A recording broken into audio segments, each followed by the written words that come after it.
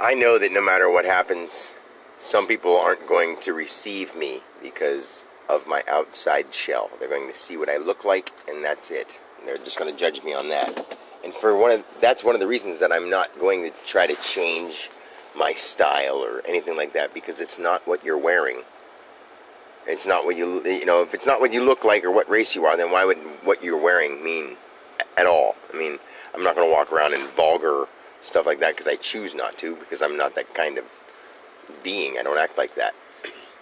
But when it comes to certain things, like I wish I could put it in better words, but I'm since the whole experience happened, I've studied everything I could think of, everything I could possibly do, because I haven't gone to every person, but just about every background, and I'm listening to people with their darshans and their satsangs and their whatever, and they're great. I mean, I would love to be in a place where those kind of things are happening, but I'm not. And I see them and I hear them anyway, and they basically they talk about the same things over and over and over, and it's theories that other people, that they're reading from other people, and they're not taking the time to do it themselves. They keep reading other people's stuff. So yeah, you can read the Bible, or you can read the De Chao Ching, or you can read the Tibetan Book of the Dead. I mean, they all have a little bit more of it, but none of them are complete. The complete answer is we run off of belief. Whatever you truly believe is going to happen to you. But you start each life with leftover memories and affections and whatever from the last life, thinking that that was you. And then when you come out, you realize what you were before you went in. Like you're not a physical being. You're a spiritual being without a physical body, without a form. And that's not the be all end all. Like that had to be the first form of being to be able to divide yourself into something, to be something. You couldn't just make physical mass with no motion and no animation. So they had to have spirit, and they also had to have mass. They couldn't be together. They had to be separate so that one could build. Like, one could not operate on its own if it wasn't operating on individual pieces. Like, cells are needed in order to make a body. A body couldn't just pop out, or else we'd be robots. And see, now people are getting to the point where they're making robots, and we don't want to do that. We don't want to put batteries in something and have it run, because then the Earth will just not be here. And even if it was here and we were all robots, what would it matter? Nobody's feeling anything. But what I'm saying is, when I hear this stuff, these people seem so confused and so lost, and then the people they're asking, they give them the same answer about nothingness. And it's okay, people keep saying nothingness and the void, and they don't realize that those are words. No word will ever explain it.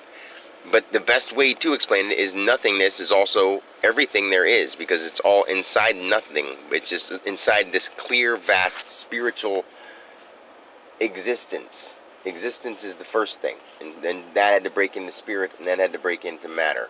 And then that had to break into communication, language, affections. Well, affections come without that, but like the communications is also the physical matter using those non-physical things. Like if we were just physical people walking around, we had to have spirit for motion. We can't even have we can't have motion without spirit. The elements had to come first too.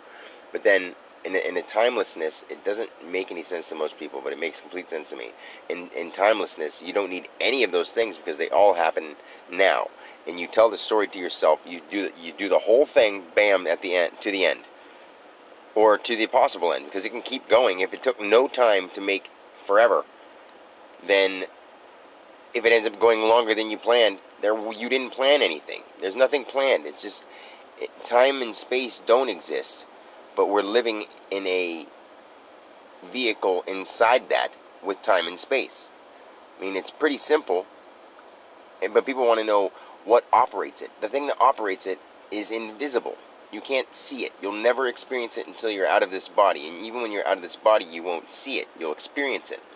And when you experience it, you know that you're part of it. You know you are it. And you know you can become it. And you know that there's more to just being astral, because there's more things on this earth body than there are just being a person and being an animal. There's elements.